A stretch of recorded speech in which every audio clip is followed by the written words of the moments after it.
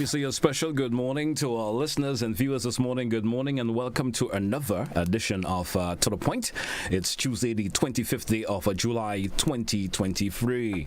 Welcome to our social media audience also. Those of you via our Facebook page or YouTube channels, good morning. Welcome. Those of you via GBN's webpage, good morning to you also. And thanks for taking the time out to be with us this morning. It's Opposition Tuesday here on To The Point this morning. And with me, my guests, we have Mr. Oliver Joseph representing the New National Party or the opposition here in Grenada. So good morning to you, sir. How are you doing? Hey, good morning. I'm doing well, and good morning to all your viewers and listeners wherever you are, because I know this program is widely viewed and listened to. Right. So good morning to all your viewers and listeners. All right. Well, welcome once again, and we have lots to discuss this morning in our program. But to kick off the conversation this morning, tell us a bit about the state of affairs within the New National Party. I've been seeing a lot of release and stuff released from the party lately pertaining to Grenada, the island, of course, in terms of the development and so forth, that concerns, I should say, that they've been having. How's the state of affairs within the New National Party? We are working to rebuild the party, and a lot of progress is made in this regard. We held 15 constituencies meeting to cover all the constituencies in Grenada, Carriacou, Martinique, to bring our supporters up to date. I must say that they're in high mood, they're in very good mood. We are pleased with the progress, with the turnout of the people, the participation. The next task we have that the party has instructed the constituency leads, that's what we call in the people who are leading the work, constituency leads, not caretakers, not candidates or anything, constituency leads.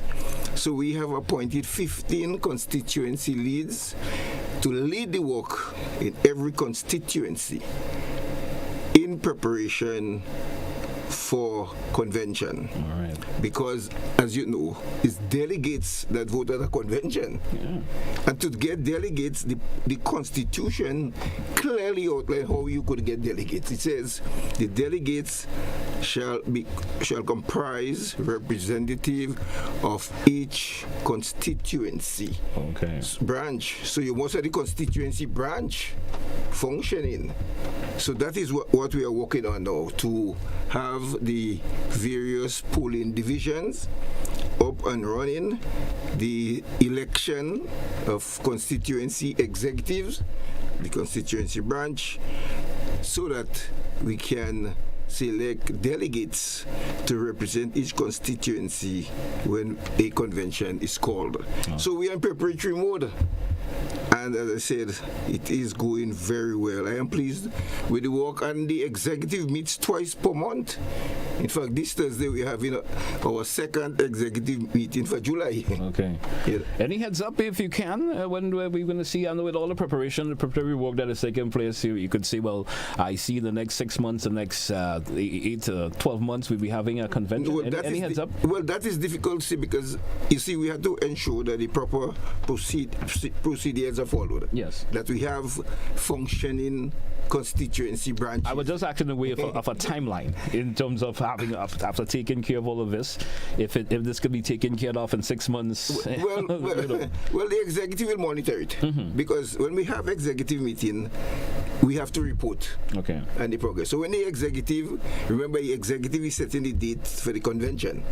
So when the executive is satisfied that we are in a position to select delegates to attend a convention, then the executive will set a date for a convention. Okay, all right, that's understandable. All right, let's move on this morning. We're moving in 10 minutes after the 9 o'clock hour. It's To The Point for today. I'm your host, GT, and alongside with me we have Mr. of course, Oliver Joseph, representing the New National Party. Mr. Joseph, recently we saw or should I call it, release, if I could say it in that way, from the IMF, that report, and let's talk about the state of affairs in Grenada and so forth. What is the NMP's take on it? Is anything that you would like to see pertaining to that release or report, if I should say it that way? Yes, well, the IMF had the Article 4 consultation. The report was published, and Grenada got a favorable rating. based on the solid foundation that was laid by the new National Party. And I will quote from the report. So, for listeners, every time I quoting something from the report, I will say that so that they do not think it's I saying this or making it look good or changing the words. The quotation will come direct from the report, and the report is published. It is online. The listeners can go and look at the report. It is 75 pages. You can see a lot of graphs and so on within the report. So I want to go into some of the things that some statements were made in the report. It says, and I quote, growth is estimated to have reached 6.4% in 2022, driven by a tourism rebound and private and public construction projects. So growth in 2022 was 6.4%. And it is projected, that is the IMF projection, to reach 3.9% in 2023. So, that's the end of quote. Explain on that, sure. For a wee bit. Yes, that's what I'm going to do now, but I wanted to give the quote direct from the report. So, the report correctly pointed out that in 2022, well, everyone living in Grenada knows that the NNP was in office up to June 2022. Yes. And everyone also knows that during 2022, there was a rise in tourism arrival and construction. There was a massive increase in construction activities and construction projects taking place. Because anytime you talk about growth in the economy, the first question they must ask is, well, where is the growth coming from? Because it has to be initiated from somewhere. Yes, where is the growth coming from? And the growth came from tourism, private and public construction, services, in the case in 2022, education services, because remember, St. George's University alone contributed 25% to GDP. So the plays a very important role, and it is categorized as education services. Okay. So these sectors led the growth, and that's why we're able to have this 6.4.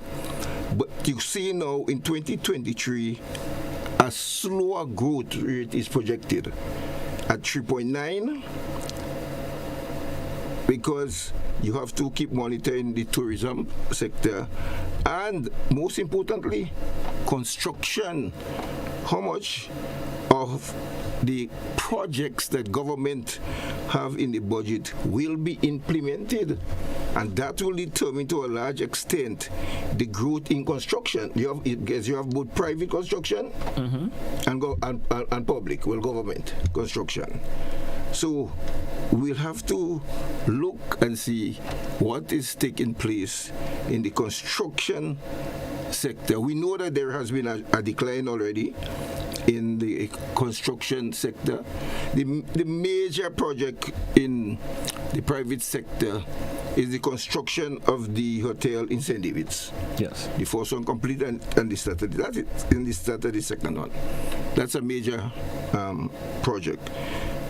We are looking at the other projects, as I said, that was placed in the budget, to see if the government will have the counterpart funding in order to have this project implemented.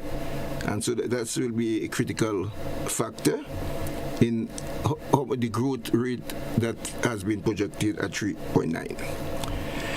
And I'm going to make a next quote here, and I quote, "The authorities' policy response, facilitated by the build-up of fiscal buffers over the past decade, dampen the pass-through from rising global food and fuel prices. So let me explain that. So end the quote.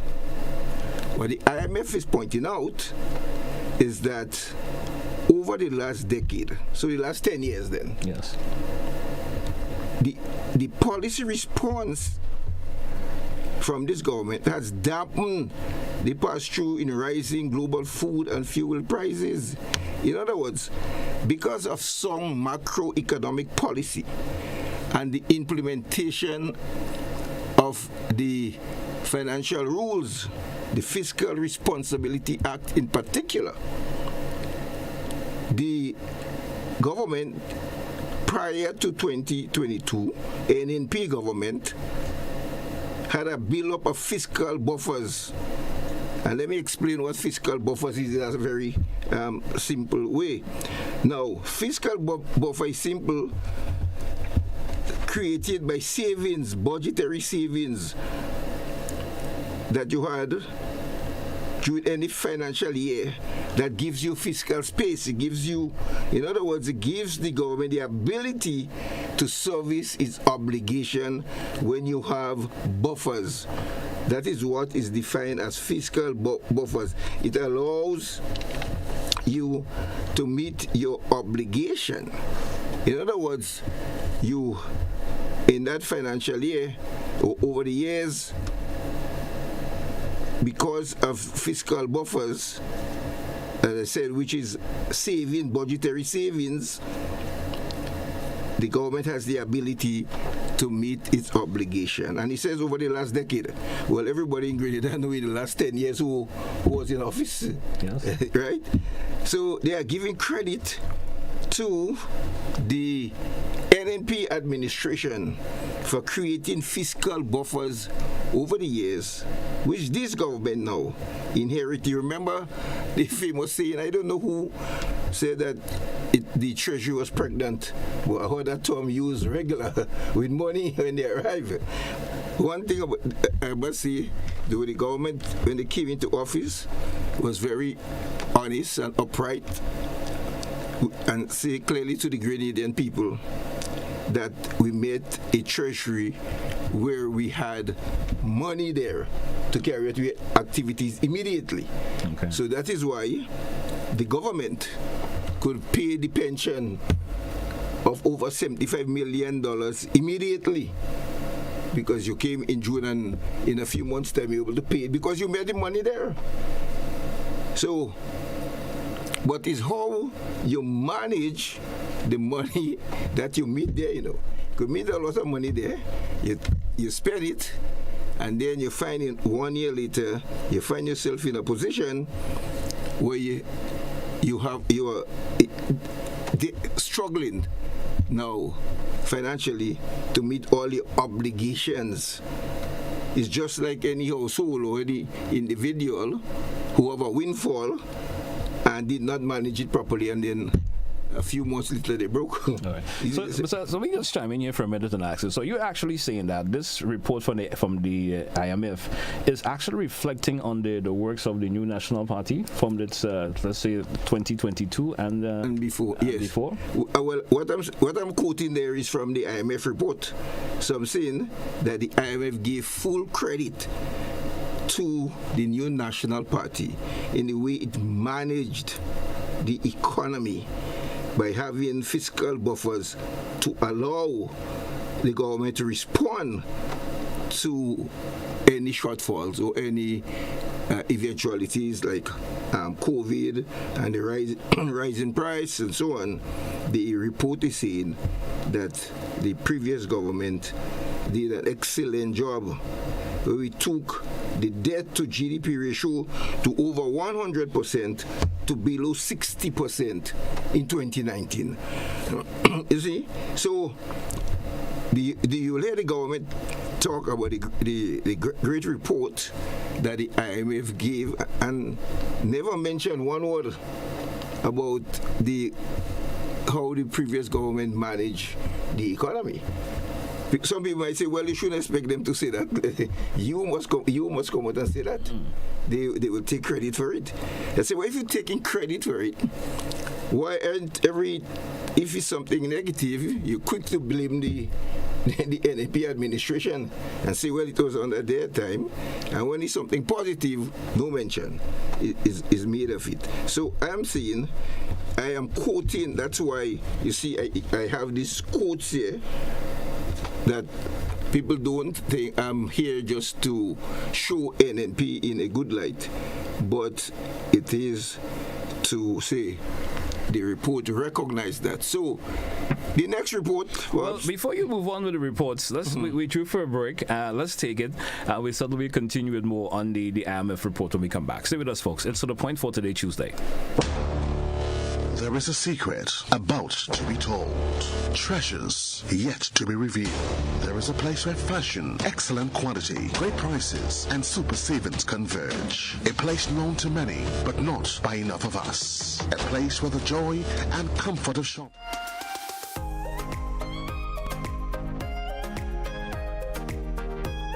4 countries, 248 athletes, 5 venues, 5 disciplines of sport.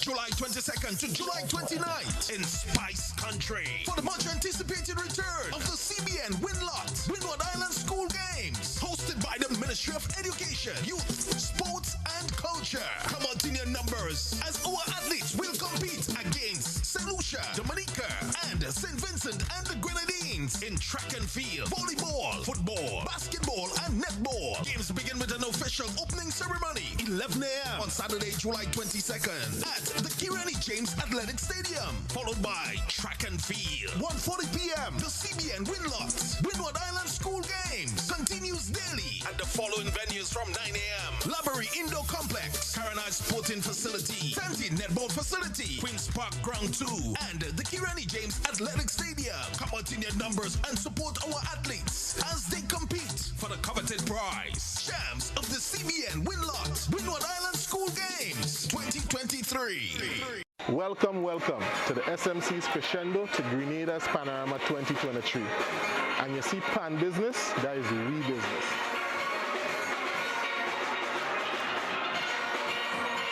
My name is Andrea Esdale. I am 21 years old and I am from St. Paul's. For me, playing Pan was like second nature because like any other community-based organization, when you grow up seeing your parents do something, it's natural for you to want to do it. So it wasn't a choice, it wasn't a decision. It was just a natural thing that I knew that I actually had to do. So it was no choice. At the Panyard, we have on Thursdays is our in-house Panyard Liming Day. So we have different things. So tonight is our cricket night. We have games night. We try to bring in persons to speak, to have motivational nights, to get players more inspired and wanting to play the Pan more and to have a greater love for the Pan. So that's some of the things that we do. It's definitely okay to come and see us practice. We always put on a show, whether it's practice or performance or a gig. Our days for practice are Mondays, Tuesdays, and Thursdays from 7:30 to 9:30 p.m.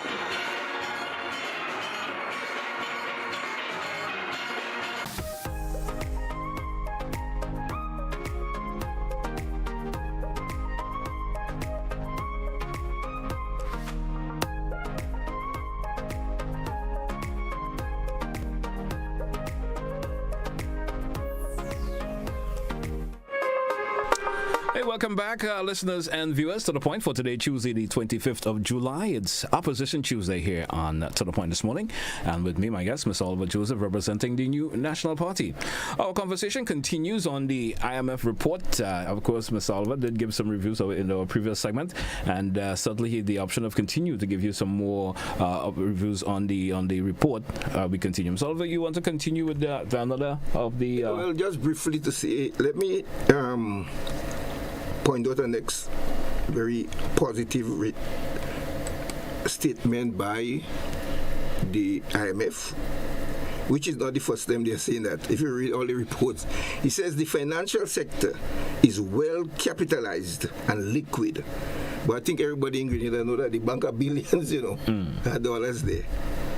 So that is the end of the quote. And I will go on now to explain, right? Okay. So it says, the report says the financial sector is well capitalized and liquid. And I suppose with the payout of the pension, this liquidity increase, because most people I speak to about it, they said, well, they put the money in the bank still and decide what they will do with it.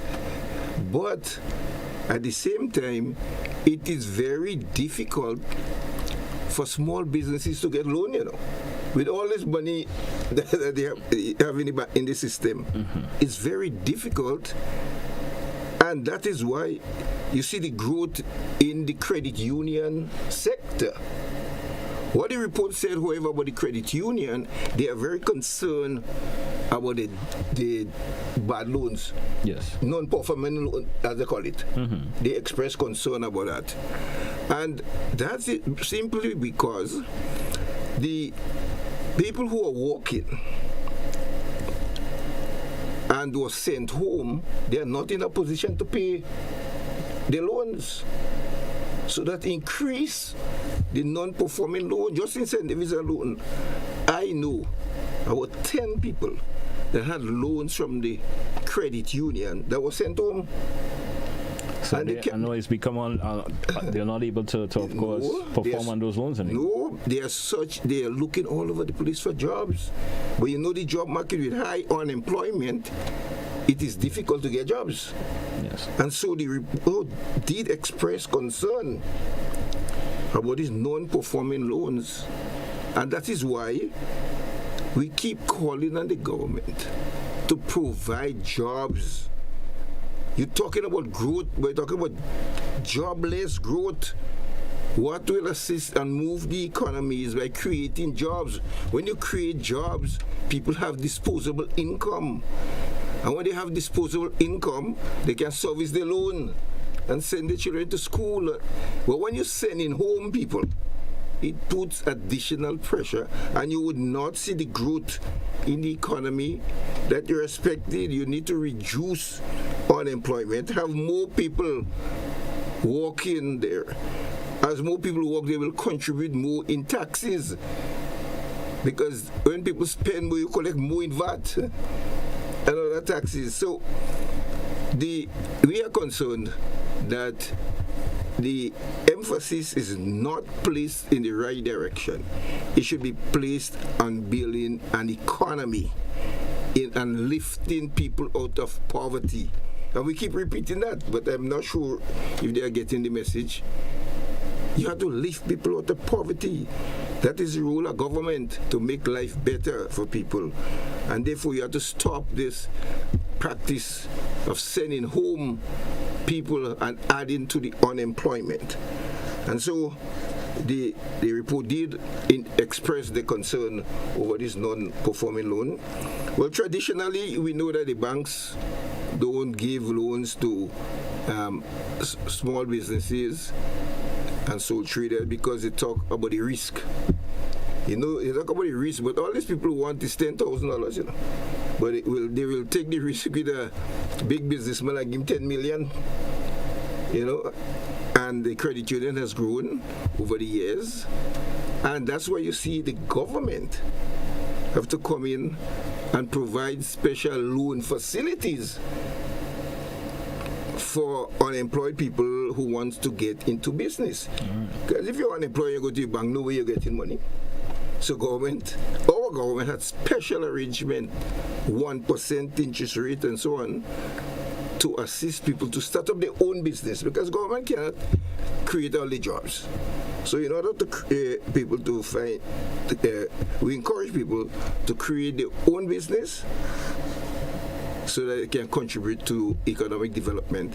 And to do that, we provided a facility at the Grenada Development Bank where you can obtain loan at concessionary rate, and the government offered concession and in building equipment and material for our people to assist them to get into business. Okay. And that is the direction we like to see things going. All right. So that's basically all on the IMF report for now? Yes, for now, because I said it is, I could actually spend the rest of the morning here. You talk about the IMF report, but I just wanted to highlight certain things. All right. From the All right. report. So, in a nutshell, you're saying the IMF report, of course, talks about the report as has been said about is, of course, even though the figures shows something good, but it actually reflects the workings of the new National Party, but does it actually reflects what the new administration is doing? No, they will get their own review next year. All right. A question also I want to ask you as we move along this morning. Recently, we had the NIS bill being passed through Parliament. We saw members of the opposition, of course, being agreeing with the bill. What's your take on it, and in terms of what was mentioned, in terms of it being agreement to it, from the opposition part? Yeah, well, you have the scheme that started in 1983. You have actuarial report being done, recommendations made of how to improve the scheme. I think it is the right time. We have started it. We reached very far. In fact, the cabinet agreed on the age increase to up to 65. Yes. As recommended, we agreed with that. So the NMP position is that we agree to the retirement age moving to 65. Okay. We agree on that there must be an increase, a gradual increase in the contribution rate, because in order to increase the benefit payout, then you have to increase the contribution rate. Yes. Our contribution rate is one of the lowest. And we are also one of the few countries with age 60.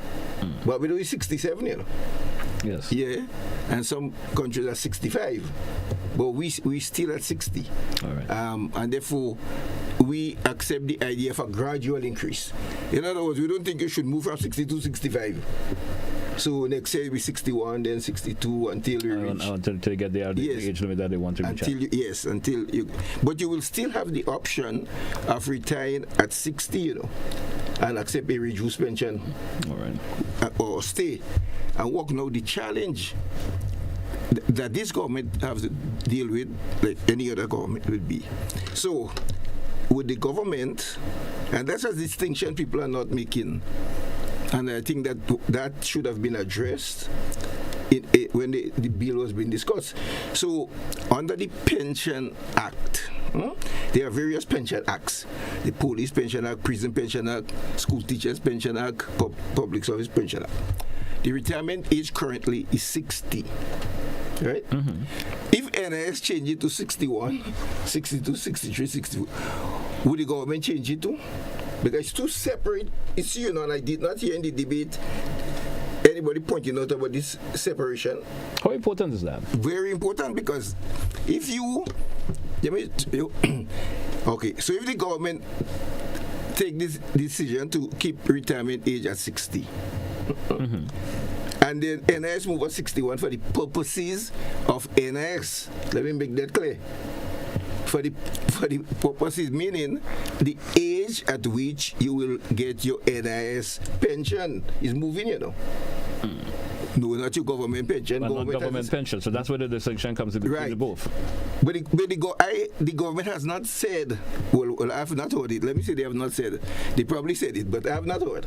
All right. The discussion on whether the government will move the retirement age at the same pace as NIS, or whether they will keep it at 60. All right. No, if they keep it at 60, then you will have to retire, get a reduced pension, because there's government. If they move it in line with NIS to up to 65, then you'll be getting both same pension or the same amount? No. If they move it at 65, there is government nowhere. Yes. Well, there is a formula. They will have to look at the formula that's used. The formula now is assuming that it's 60. Yes. But the dilemma there is, there will be very little space in the public service to take on new people, because people who walk up to 65 now. So you see where you could have go at 60 and take it, right? Yes. So say in the entire public service. And when I use the word public service now, I mean police, teachers, yes, paid by the state then. So they reach at 60 years, they retire. Right. They could there's no a space for maybe 5,000 left, right. 10,000 left. Yes. They have space to take in. That's right. So if you bring it to 65, which means folks have to work for a longer period of time. Yes. Which limits the space in how much people that they can take it. Because most folks may not want to retire at 60 exactly, and get less of a pension if that's they right. can work up to 65 and get their full pension. That's right. So that is what I'm saying. I thought we have some kind of debate on that, you know, because if you're waiting for when people exit to take, and there is no a longer time for them to exit, up to 65. Yes. You don't have the space. So you're in agreement with the NIS remaining at going up to 65? Yes, the I agree gradual with that. increase to 65. Yes. But you say no for the public service. They should have also been maybe remain at 60 or allowed it to No, I would like. No, I'm saying that is the debate I want to hear. If it's going to remain at 60 exactly. or Yes. gradually improve to 65. Right, and I have. What I'm saying to you, I have not heard that debate, but that debate is critical. So maybe that debate will come after. Well, now the bills pass and saying we'll go up to 65, which we support. Yes. Will increase the contribution, which we support. But I'm saying I did not hear that debate about what happened to public officers. But so. What I've Well, I'm picking up, assuming it remains at 60. well, no, you see, well, there's the thing. I don't want to make no assumption. I'm saying we should hear because no, but here, what I'm hearing when this from people is that they now they will now be retiring at 65. But you retiring, you remember the act is NS dealing with, you know. And not the public service. No, not the pension. The pension act, I'll tell you, we have various pension acts. Yes. Governing how you pay pension and how you qualify for pension. Because the police, for example, have a lower threshold to qualify, 20 years, Okay. if you're under inspector. So the pension acts vary, but everybody in the public service, what I've spoken to since the passage of this act from just last week to now, is saying that they're happy to go up to 65. So everyone is more or less thinking of the retirement fund that we receive from the NIS.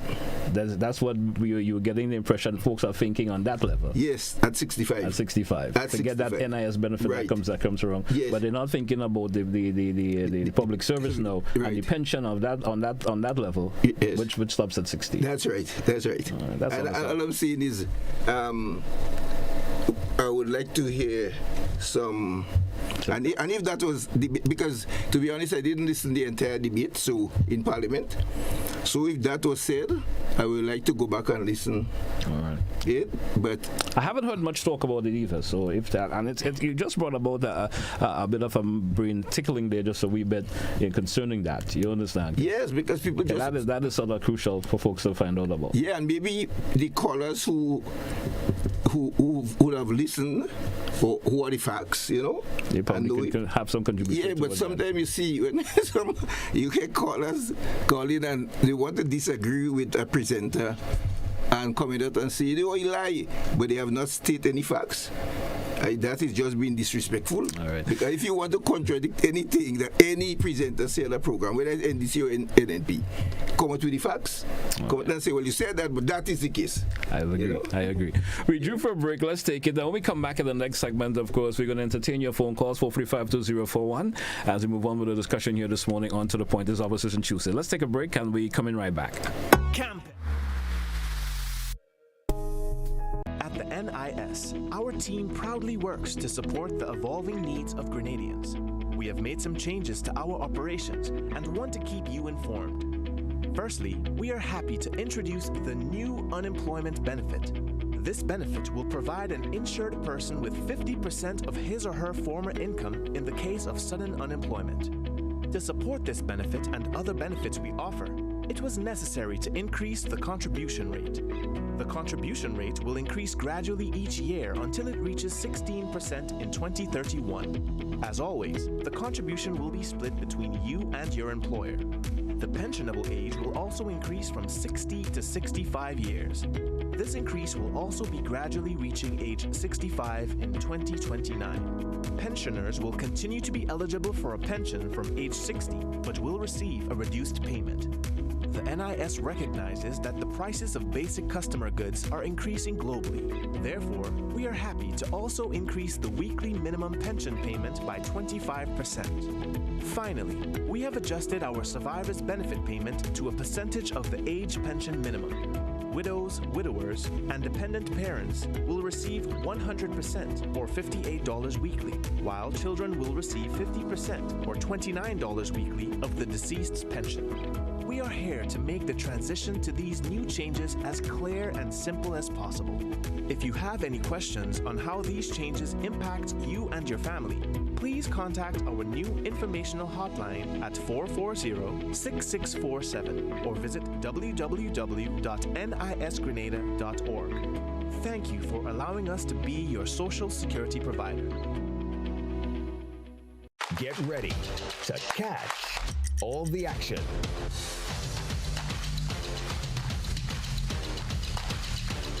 The CPL returns August 16th to September 24th. Be watching. Grenada's broadcast of Republic Bank CPL 2023 is made possible by Republic Bank. We're the one for you. The National Lotteries Authority, Grenlec, and Hard-On Plus.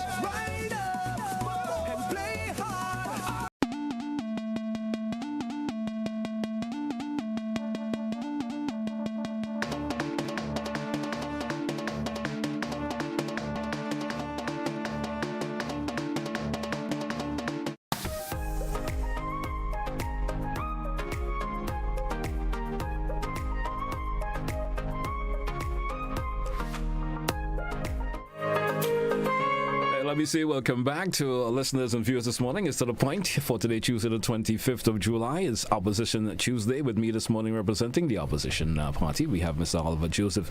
Mr. Joseph, before we entertain the phone calls this morning, I want to bring up the conversation that seems to be threatening the stability of this lovely country a wee bit in terms of crime and violence. I don't think I've ever had the opportunity to talk to you about that, or a previous conversation never led to us having a discussion on that level. What's your take in the sense, even the new National Party take in the sense of the crime and violence that they seem to be servicing a whole lot lately on Island? It's unfortunate because we are not this type of people. We are known to be a peaceful, loving set of people, and we in fact attract tourism because of our peaceful nature. So when we have this alarming rate of homicide and suicide, then we expect the government to respond, to come out and make statement. We are not blaming the government for it, but we don't want to see it happen. And we're saying that the government must come out and clearly make a statement of what it is, what actions they are taking to reduce it. That is what we're calling the government to do, Come out and let people feel that you're acting, but they are not hearing anything from you. They're not seeing anything different from you. We have, the statement by the Honorable Prime Minister, and it was just a mention, but we need to get a clear plan of action because the festive season coming up, Carnival coming up, well, there'll be excessive drinking and partying, and therefore you come out clearly and state what measures you're going to put in place to help minimize it or reduce it. Let us get back to the place where Grenada could be ranked number one as the most peaceful country that we have. And so from the new National Party, we are very concerned about this increase as I say, in crime in our country, and we like to hear some clear statement coming from the government on this matter. All right. I'm seeing a comment here from someone via the WhatsApp, and I'll read it to you, and maybe you could respond to it if you can. The individual is saying, why, of course, we're talking about you, my guest, is willing to, explain why you and the NMP is willing to take credit for the good report, all right? And he's saying that he have no problem with that stand, but he wants to know why the same cannot be done in the so-called rise in violent crime. Can you and your party are pushing the narrative that the rise in crime is a result of the NDC in office? Can you give a follow-up response to that? But I started by saying we're not blaming the government. I'm saying, but the government is in charge of the country. The Minister of National Security and the Commissioner of Police need to come out and address it. That is what we are saying, We are not glued. We don't want to see crime in the country, so we are not happy about that. All right. No, we want to see Grenada restore to the level of peace and stability that we know it, so we're not blaming NDC or putting blame on the government for crime increasing. What we are saying, however, that the government have a responsibility to protect lives and property and to come out with a clear plan of action of how they intend to tackle it. That is what we are calling an M2. Right. And this, of course, is individuals who have sent in them. It's also given a second question where he's asking, can you give the details of the people who claim to be sent home and from where? I mean, if there's any details on that. The people name, listen, yes, let me start with, well, not names, because but he says claim the people who have been sent home. Yes. Give the claims. All right, so the obvious ones, I'll start with the obvious ones, which they gave 1 day notice and sent home. We had what is called housing brigades, right? These people tasked was to repair houses for the less fortunate. When you give them housing material and they're not in a position to repair the house, we set or up. The individual who owns the home was not able to do it themselves. We set up housing brigades, and these people are paid monthly from the consolidated fund. And we had housing brigade in every constituency, and that accounted for about 300 people. Then we had a bathroom and toilet brigade, where we embarked on a program to get rid of pit latrine, and we hired mason, plumbers in every constituency to form brigades. That accounted for 250 people. Then we had wardens, environmental wardens. These jobs were created to meet the demand of the people. People calling to keep the environment clean. And therefore, these people are lowly paid people, They will get, some people are getting $800 a month, Some 1,000 a month, but they were getting that every month. So that is just an example.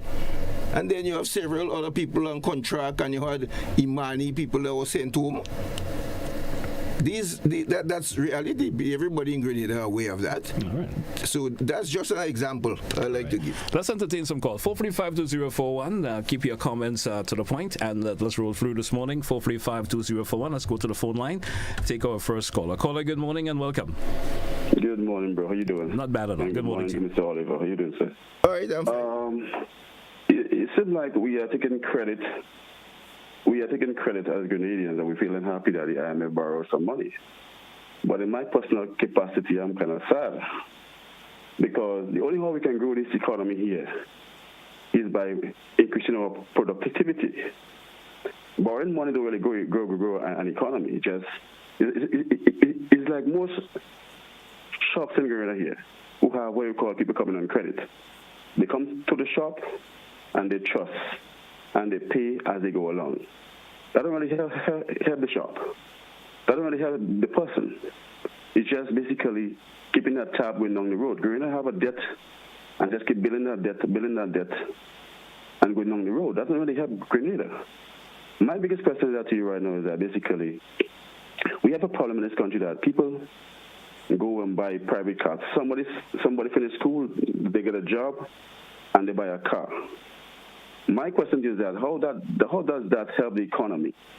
To me, because buying a private vehicle, more or less, in the sense of just buying a car, kills the economy. If you take that from a bank and you invest in something that is productive, buying some sheep, buying some goat, buying some cow, open a dairy, doing something productive, that would help the economy. When all citizens go and buy a car, it more or less kills this economy. I want to hear your thoughts on that a little bit. Thank you, caller. Thank you for your contribution. 435-2041. Your response? Well, yes, well, simple. It says you cannot borrow. Now, if you borrow, it is what you use the money for. So if you borrow and it is used in the productive sector, where you can get a return, there's nothing wrong with that. In fact, there's nothing wrong in borrowing. All countries in the world, that's how they live. You borrow because you do not have sufficient savings from local sources. So in order to implement projects that you want to, you will borrow.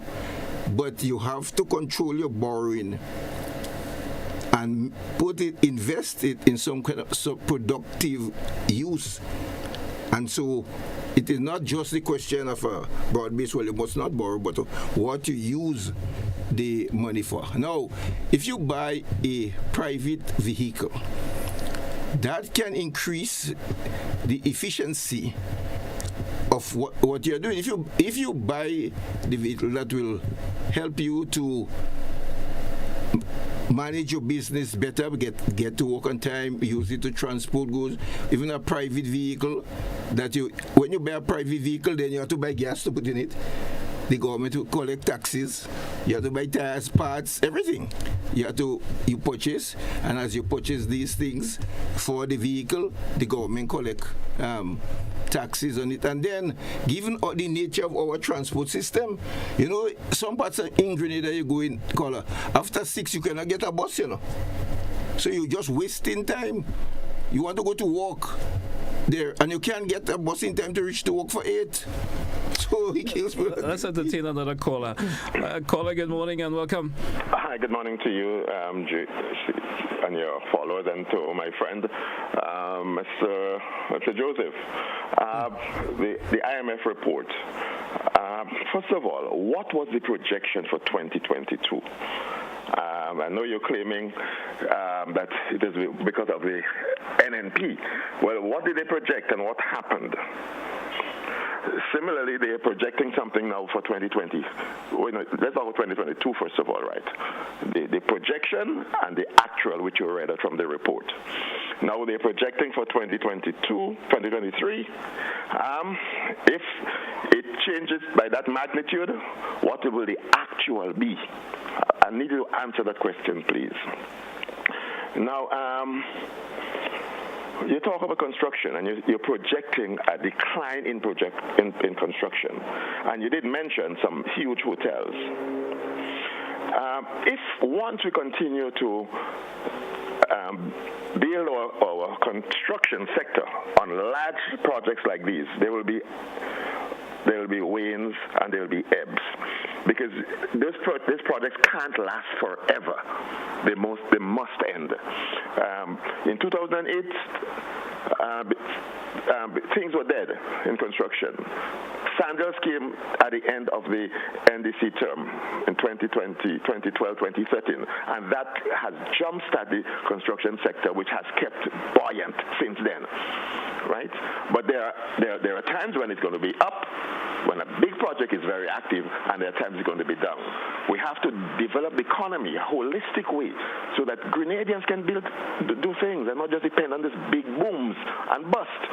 So yes, there may be a decline because these two big projects will soon end. And I don't know that we need so many other major big hotel projects in Grenada right now. So that will happen. Now you spoke about the pregnant treasury. Governments are not in place to hold money. They are there to collect, use it wisely for the development of the country. And the reason why the treasury was pregnant, because the party at the time was holding it up for a big boom before an election date, which they thought was going to be later. But they were, as we say, caught with their pants down when they realized the momentum that the NDC was generating. They couldn't wait. So before they could pull their pants up, they had to call elections.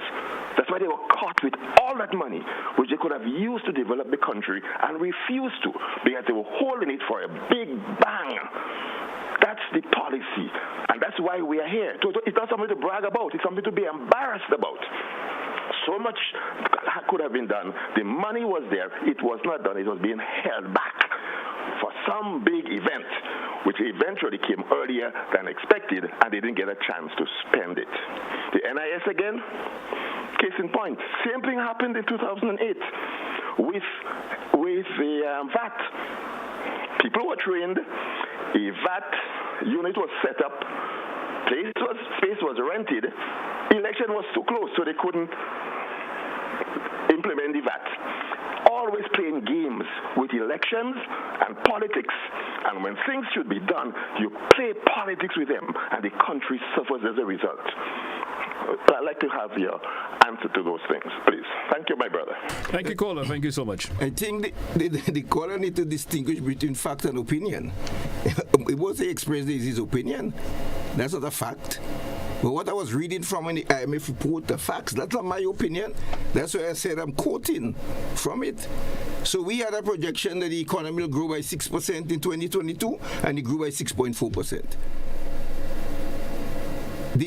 Then the IMF said, based on the analysis, it will grow by 3.9% in this year, 2023. Now, when you talk about the boom and the bust, that is how GDP is affected, and it's per year. Is the gross domestic product for 1 year. So if in one particular year you have 2 big hotels being constructed, it will add to the GDP and it's finished.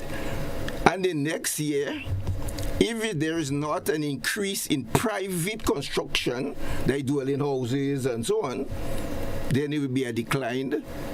Or if there is a doubling increase in tourism arrivals, because you're looking at it per year, you know. That is how it is calculated. So that's a natural thing to happen in any year. That's why the projection could be, you could have a growth in this year of 6.4, and next year even 3% or 2%, depending on the activities. That's nothing strange. So that is just the normal way of calculating and estimating the growth in GDP. All right.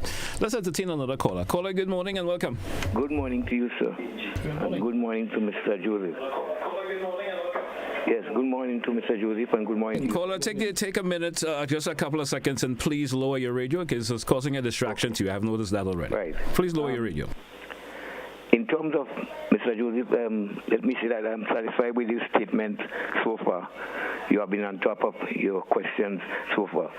But I want to ask you, why is it we're hearing from the Minister of Mobilization that thousands of dollars was kept for over 10, 12 years and have not been used by the NMP in projects? And he's saying now that he getting some of this project, most of this project roll out.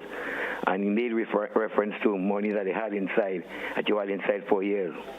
Can you testify to that? And how that we know that we had COVID and things had to be kept back, some things had to be kept back. But apart from COVID, can you say really what happened to have those monies, and if you could give a total of the kind of money that was left inside and why they were left inside to us? Thank you. Thank you, caller. Thank you for your contribution. Caller, as you know, a budget is done annually.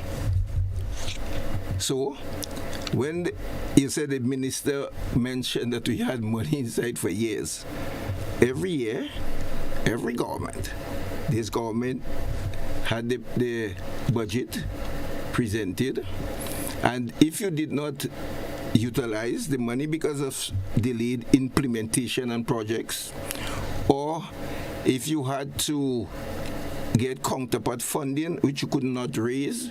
So the funding from the agency which you get a loan remain there, but you remain there for a certain amount of time. And if it's grant money, you will lose it after a certain amount of time.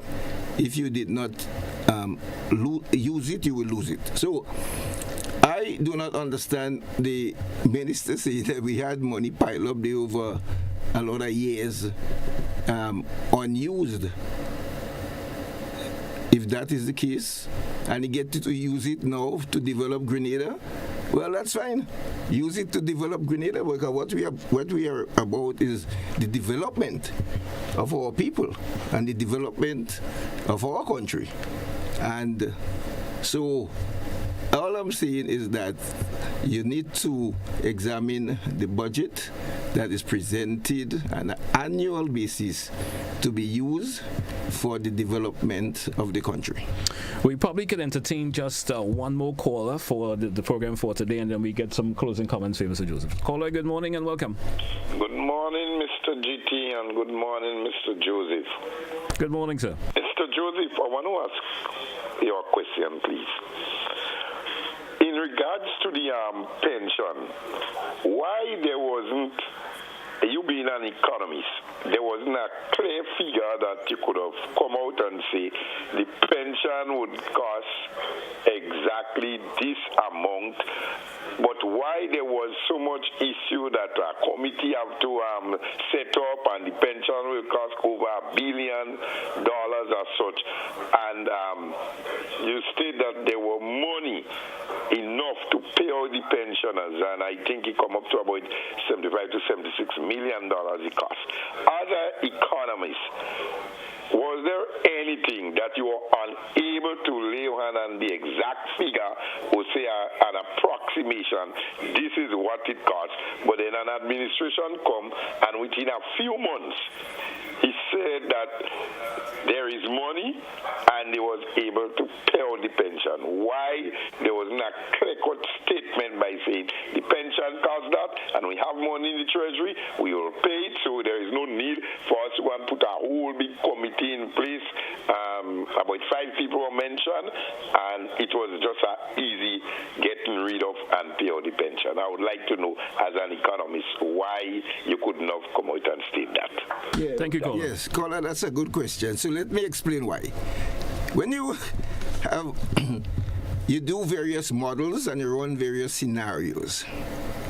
Now, the fact that pension has been restored, the first assumption you make in modeling, you see, what happens if the 2,000 public servant currently that is entitled to retire, in other words, they make the age, and if the 2,000 decide to go, how much it will cost?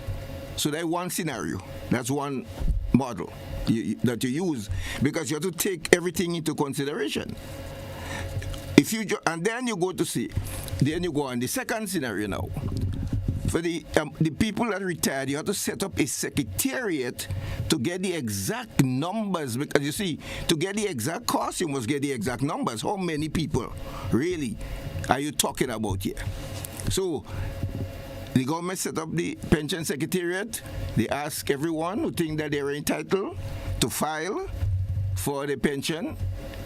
It turned out that 525 people, I think, was the numbers the government gave. When you have the numbers and you have all the information, then you can work out how much it will cost. So it's not just a simple matter of saying, well, we have to pay the pension for all who retire, and therefore, why didn't you come back and say, well, it will cost 75 million, we have it in the treasury, we pay it. You didn't know at that time. You don't know until you have all the information. So what you do various models. We ask the IMF to send us an expert. And an expert was sent from the World Bank to help us run all the models and the costs. And even now, caller, just think about it, caller.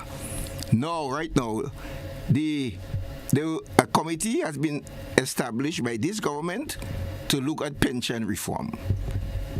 If the people who are entitled to pension decide, well, I am not waiting for this report to come out because I'm not sure what will happen, so let me go now. You know what the cost of that will be? You have to work out what that cost would be, and would the government be in a position to pay it off? 2,000 additional people going out of the 6,000 or something public servants. So it's not you have to do this thing scientifically. You have to get all your facts and be very clear on the numbers that you are talking about to determine the affordability of it.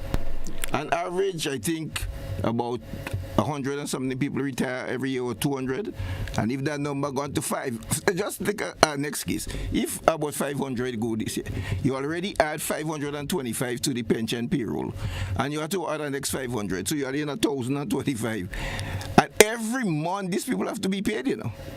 What you will find happening is that your pension bill could be bigger than your wage bill. And then that is the next issue for the government to face. How would you meet this pension bill in addition to your wage bill? So all these things have to be factored in any modeling that you're doing in order to come up with the right amount. All right, Mr. Joseph, this is where we get set to wrap today's program for today. Any closing comments before we take a wrap? Yeah, as we continue to say, we like to see the economy grow. We like to see more money in the economy. We like to see more jobs created so that people can have disposable income. So, and the festive season is coming up. People will be looking forward to earning money so that they can spend. And therefore, we will like to see an increase in employment and not the other way around, so that the country can grow and develop. And what we are saying is for the benefit of the country. You know? We are not just putting forward suggestion and you say, you know, when you're there, well, why didn't I do that when you were there? And no, you will be open-minded, consider the suggestion. If it is what putting for implementing, then you implement it. So all of us, we live here, we are Grenadians, and we want to see the country grow and develop. So Joseph, I want to thank you so much for being on the program this morning, and certainly hope we could have you on again. All the best for the rest of the day. Thank you very much, and same to you. All right, I want to say also thanks to the callers, viewers, listeners, wherever you may be. Thank you so much for being part of To The Point for today. Join us again for another edition of To The Point. That's where we say goodbye for today.